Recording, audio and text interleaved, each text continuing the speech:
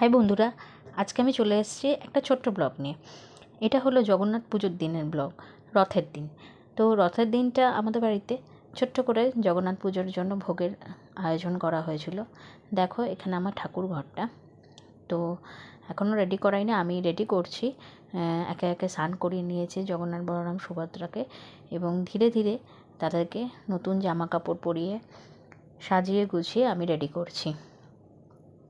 আসলে খুব ভালো লেগেছে।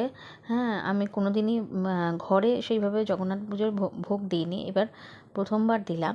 তো খুব ভালো লেগেছে। একে একে আমি সব সাজিয়ে গুছিয়ে নিই, মিষ্টি টিষ্টি সব কিছু সাজিয়ে, ফল টল কেটে সব কিছু করে রেডি করে নিচ্ছি।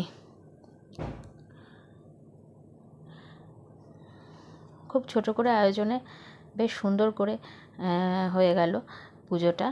আর একটু লেট হলো আমাকে ব্লগটা